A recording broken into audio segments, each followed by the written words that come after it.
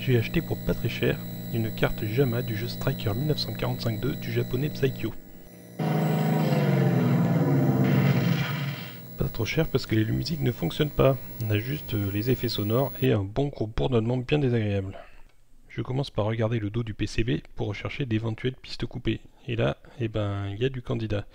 Le PCB a été stocké avec d'autres PCB, posés les uns sur les autres, ils se sont frottés, le vernis a sauté, les pistes se sont abîmées, il y a du boulot.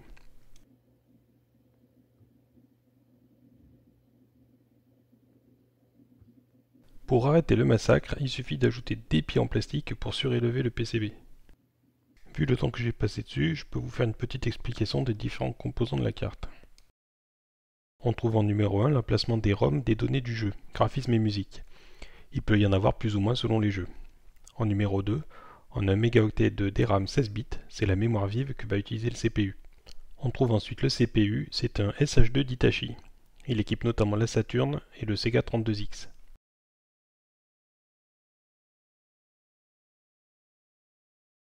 En numéro 4, une petite EPROM de 2 kilobits qui stocke la configuration du jeu et les clés de cryptage des ROM. En numéro 5, une puce propriétaire Psycho qui fait office de chip vidéo, elle gère les sprites et les décors, elle pilote le DAC vidéo. Elle fait aussi office de contrôleur de bus pour les restes des puces de la carte. En numéro 6, 64 kg de RAM vidéo. En numéro 7, c'est la gestion des entrées, donc les joysticks et les boutons. On a des réseaux de résistance de pull-up, des buffers et des multiplexeurs. En numéro 8, on trouve un oscillateur à 57,27 272 MHz. En fait, c'est la fréquence d'horloge du DAC vidéo. Et si on la divise par deux, on obtient la fréquence du SPU et du CPU. En 9, c'est le DAC vidéo. On voit trois groupes identiques de transistors, de buffers et de réseaux de résistance. La partie de gauche avec le composant tordu, c'est la synchro vidéo qui est gérée en tout ou rien. En 10, de gauche à droite, on va trouver le multiplexeur qui gère probablement le bus, une masse CHROM qui gère la table d'onde du chip sonore, et enfin le YMF278B-F, aussi connu sous le nom de OL4, c'est le processeur sonore de la carte, ou SPU pour Sound Processing Unit. En 11, on trouve les deux EPROM de 512 kg qui contiennent le programme du jeu. En 12, la porte logique END qui gère le circuit reset du CPU. En 13, le DAC Yamaha qui traite les infos numériques envoyées par le SPU. En 14, le gestionnaire d'alimentation qui commande le reset du CPU au démarrage avec son condensateur de temporisation. En 15, l'ampli up quad utilisé en suiveur, couplé au DAC audio. Et en 16, l'ampli audio qu'on retrouve sur la plupart des cartes JAMA de l'époque. On peut voir que le SPU a deux cœurs. En bas, celui qui va nous sortir du PCM, donc de la table d'onde. Et tout là-haut, celui qui nous sort de la FM, potentiellement la musique. Tout ça, c'est mixé pour sortir sur un pin séparé. Et c'est potentiellement là que ça va être intéressant de regarder ce qui se passe. Et pour ça, je vais brancher un petit analyseur logique qui va me permettre de suivre un peu ce qui sort sur les différentes pattes du SPU. Pour tester tout ça, j'utilise une petite carte de conversion de signaux JAMA vers VGA, couplée avec une petite carte d'entrée-sortie pour brancher mon joystick maison. Ça me permet notamment d'accéder au menu test qui me permet de jouer indépendamment de la musique ou des effets sonores et de regarder ce qui se passe sur les bus.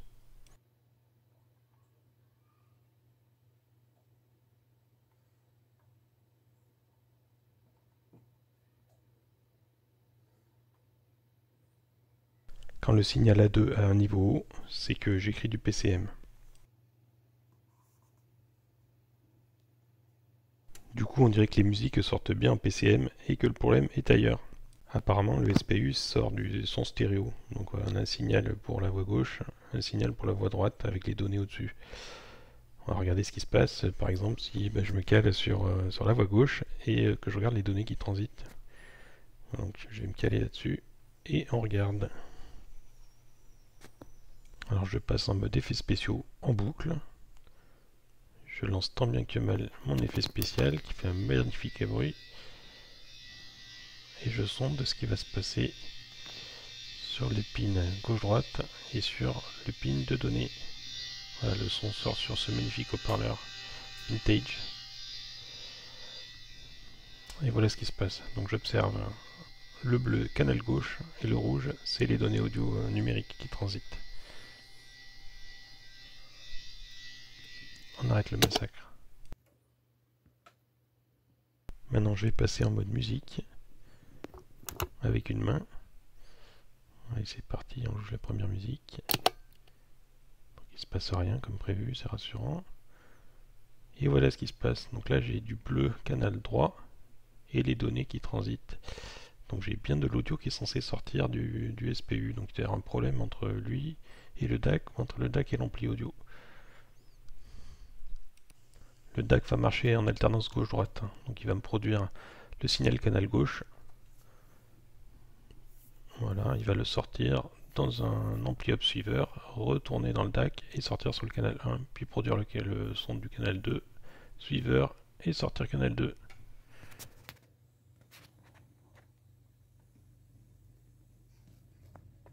Voilà, ça va se passer dans cette zone-là, avec les réseaux de résistance et de condensateurs jaunes.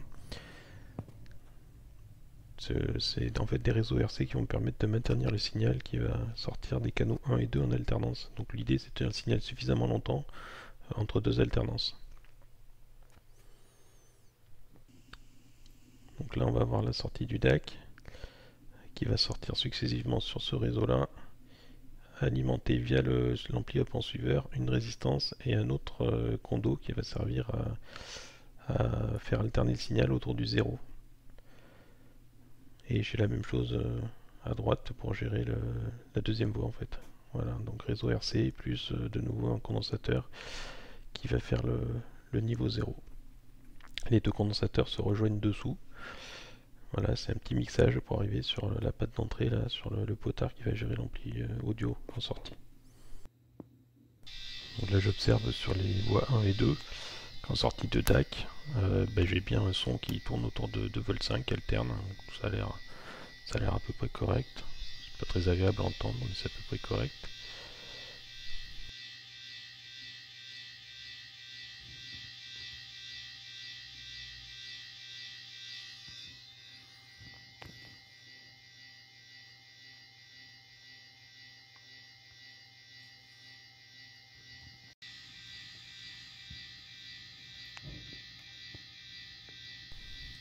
Là j'observe la sortie qui va partir sur les condensateurs qui partent à l'ampli. Donc là aussi j'ai 2,5 V. La vie est belle. Et sur l'autre voie, la même. Hop. Ah, petit détail, je suis pas à 2,5 V, là je suis à 12 volts. Voilà, donc mon suiveur, je lui rentre 2,5 V, il me sort 12 volts. Je crois qu'on peut dire qu'il est cramé, qu'on a trouvé le coupable. J'ai une voie qui est morte, qui est bloquée à 12 volts.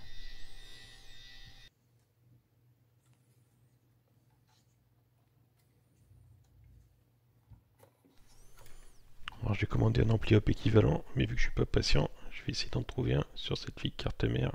Là j'en ai un LM324 qui devrait potentiellement marcher, mais qui est quand même beaucoup plus rapide, donc il y a quand même un petit risque d'instabilité.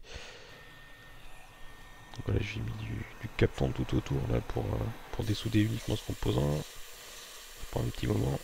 Donc je le récupère, je le colle sur la carte et on voit ce qui se passe.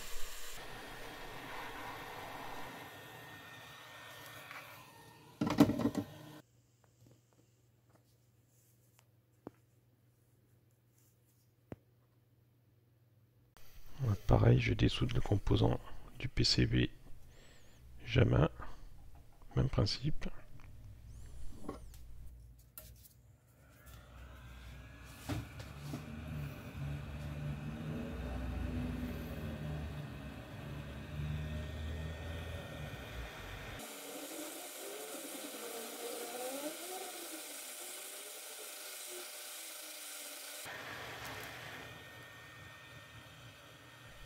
Le voilà, ça fume parce qu'il y a du flux qui a dû cramer dessous. Il va falloir nettoyer ça.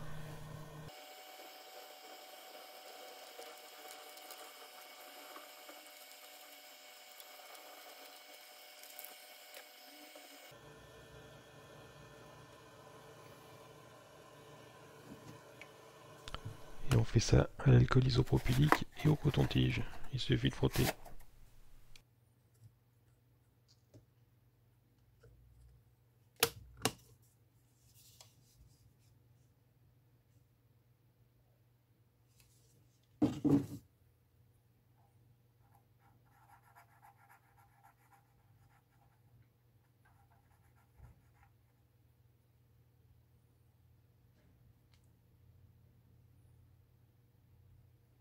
Là je rajoute du flux et j'y vais la tresse à dessouder pour enlever les résidus d'étain sur les pads pour pouvoir venir souder après par-dessus, bien à plat.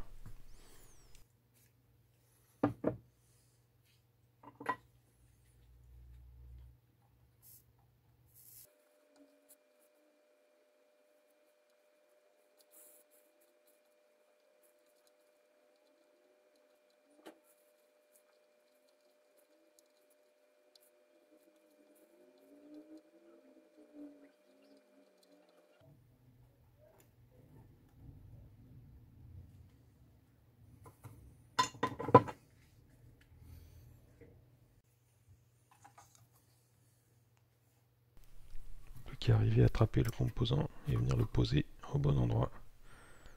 Donc la technique la plus simple, c'est de coller un coin, donc une pâte à souder. Et une fois que j'ai une pâte soudée, ça tient à peu près, on peut faire quelques ajustements et on enchaîne sur les autres pâtes.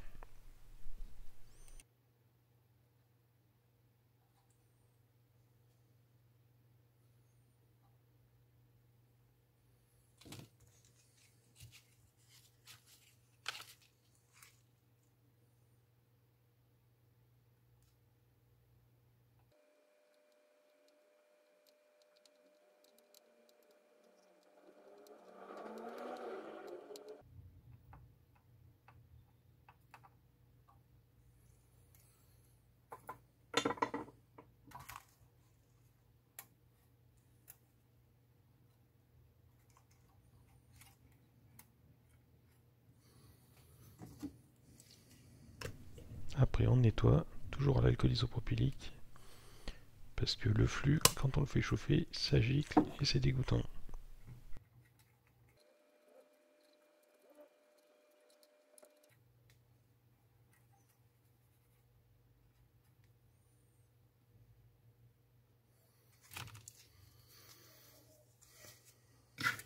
Le résultat n'est pas trop pourri. On est bien content, on va pouvoir tester tout ça.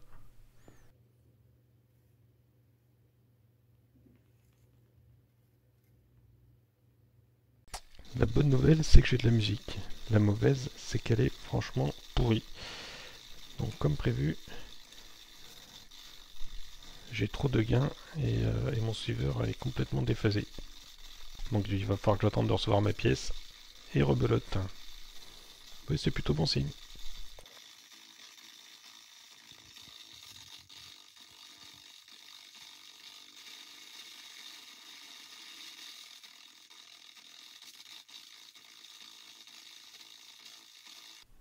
Voilà, la pièce est reçue. Et ben on recommence, on enlève la vieille et on met la nouvelle.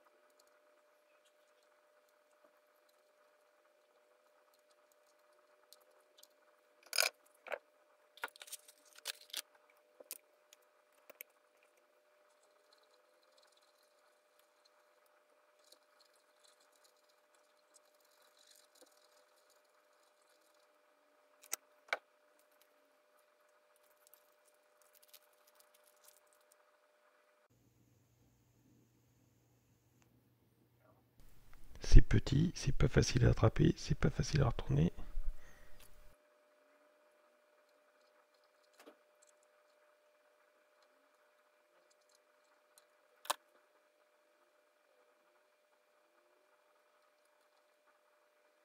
Et on remet ça en dessous d'un pin, on positionne en dessous de les autres.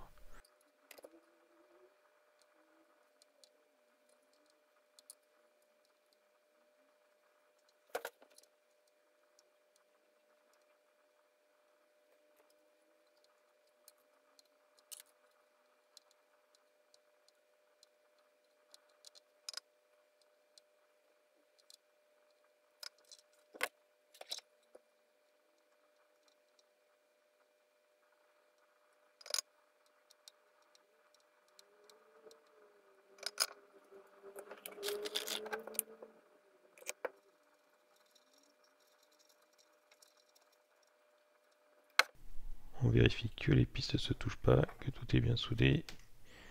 On retouche si nécessaire.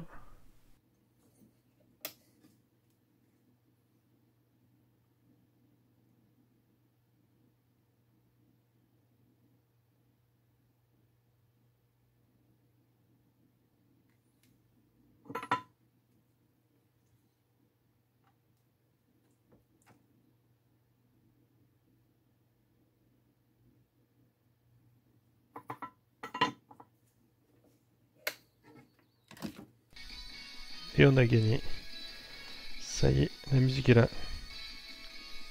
Par contre, on a un vieux sifflement tout pourri.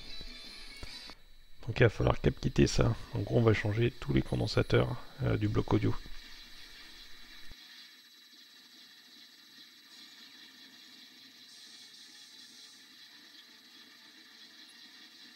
Au passage, je remarque des ratés au démarrage de plus en plus fréquents qui m'inquiètent un peu. Peut-être liés à la lime. En attendant, on dirait qu'il y a un problème avec le circuit de reset. Ça se teste en fait. On va regarder déjà si y a de l'activité sur le CPU. Pour ça, je vais regarder déjà l'activité sur les EPROM. Et on voit qu'il se passe des choses. Plutôt rassurant. Ce qui est moins rassurant, c'est que c'est un peu trop régulier. Là, je suis sur le bit de poids faible. Le bit au-dessus. Clairement, là, on dirait qu'on lit toujours les mêmes adresses en boucle.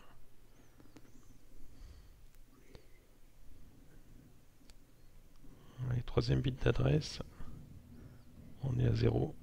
Et après, il faut me croire, on est à 0 pour tous les autres. Donc là, vous voyez clairement, on est dans un cycle infernal où le CPU s'en sort pas.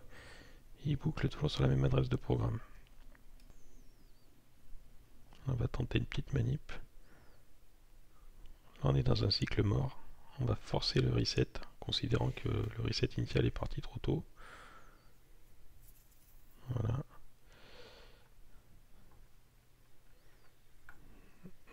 Et on est bon. Le PCB est parti. Donc oui, on a un problème de reset. C'est pas la fin du monde. Même si c'est pas très pratique.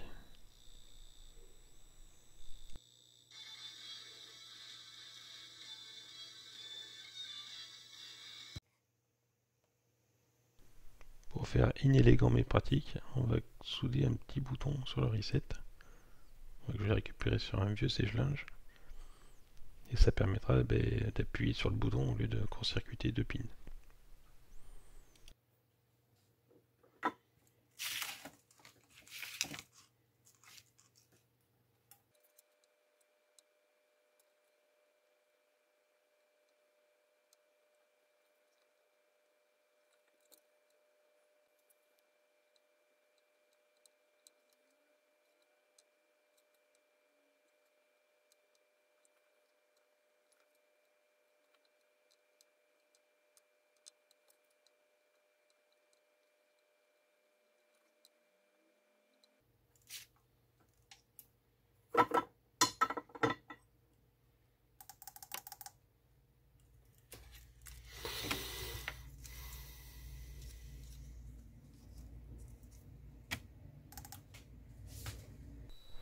Et là, on a reçu 1 kg de condensateur à poser.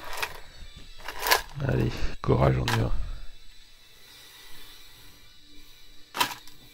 2 heures plus tard, j'ai changé la partie gauche et je m'enquiquine bien parce que les trous se bouchent et que c'est infernal de les déboucher pour glisser les nouveaux condos.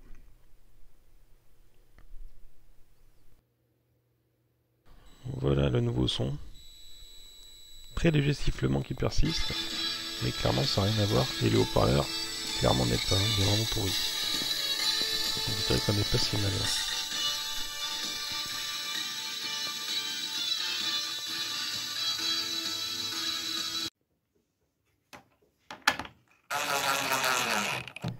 Pour immortaliser le PCB, je fais comme avec les autres, je le visse sur une planche en bois.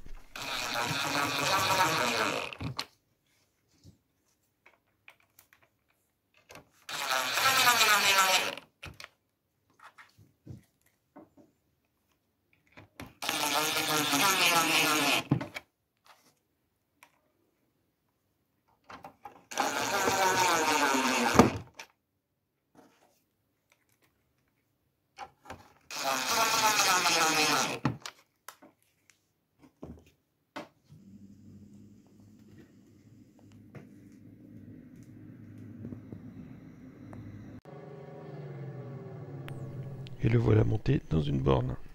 Je vais mettre un crédit et puis vous montrer un peu la tête du jeu. A noter que je suis pas spécialiste, j'ai joué un peu à sa suite sur Neo Geo MVS, mais là, clairement, c'est ma deuxième partie de ma vie. Là.